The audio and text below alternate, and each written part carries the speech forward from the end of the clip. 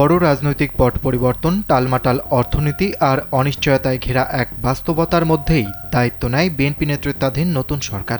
প্রতিশ্রুতি ছিল পরিবর্তনের, কিন্তু মাত্র ১০০ দিনেই সরকারকে মোকাবেলা করতে হয়েছে মূল্যস্ফীতি, আইনশৃঙ্খলার অবনতি, জ্বালানি সংকট আর রাজনৈতিক চাপের মতো কঠিন সব চ্যালেঞ্জ।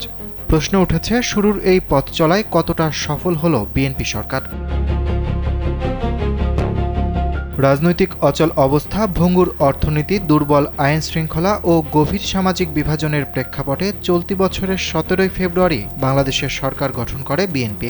লোডশেডিং কিংবা ঘরের বাইরের তীব্র গরমে ওয়ালটন রিচার্জেবল ফ্যান থাকলে থাকবে শুধু বাতাস আর বাতাস। দায়িত্ব গ্রহণের শুরু থেকেই নির্বাচনী প্রতিশ্রুতি পূরণের বাড়তি চাপ নিতে হয়েছে এই সরকারকে, যেখানে নতুন করে চেপে বসা জ্বালানি সংকট এবং হাম পরিস্থিতিও সরকারকে বেশ ভুগিয়েছে বলেই মনে করা হচ্ছে। শুরু থেকেই সামাজিক নিরাপত্তা খাতে নেওয়া কিছু পদক্ষেপ যেমন প্রশংসিত হয়েছে, তেমন কিছু রাজনৈতিক সিদ্ধান্ত সমালোচনার মুখেও ফেলেছে এই সরকারকে। বিশ্লেষকরা বলছেন, মাত্র ১০০ দিনের বিবেচনায় ৫ বছর মেয়াদী সরকারের সফলতা ব্যর্থতা মূল্যায়নের সুযোগ না থাকলেও শুরুটা কেমন হলো এটাও গুরুত্বপূর্ণ।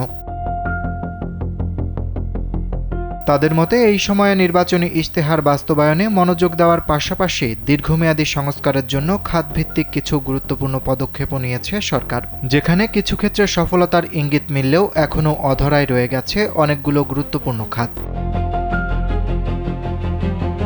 বিশেষ করে দেশের অর্থনৈতিক পুনর্গঠন এবং আইনশৃঙ্খলা পরিস্থিতির উন্নয়নে সরকারের ভূমিকা এখনও তেমন কার্যকর হয়নি বলেই মনে করেন বিশ্লেষকরা।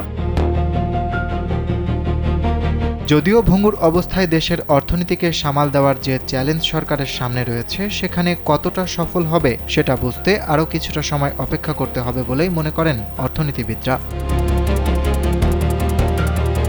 এদিকে সরকারের পক্ষ থেকে দাবি করা হয়েছে যে দায়িত্ব নেওয়ার পর থেকে তারা ভঙ্গুর অর্থনীতি পুনর্গঠনে কাজ করছে এবং বেশিরভাগ প্রতিশ্রুতি বাস্তবায়নের প্রক্রিয়া শুরু হয়েছে। প্রধানমন্ত্রীর কার্যালয়ের তথ্য অনুযায়ী মন্ত্রিসভায় গৃহীত ৬০টি গুরুত্বপূর্ণ সিদ্ধান্তের প্রায় ৬২% ইতিমধ্যে বাস্তবায়িত হয়েছে।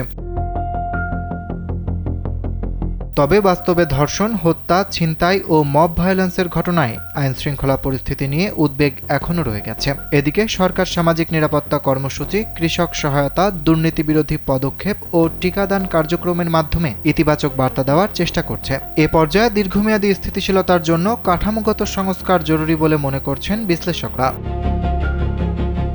অরিত্র বাসু, কালবেলা।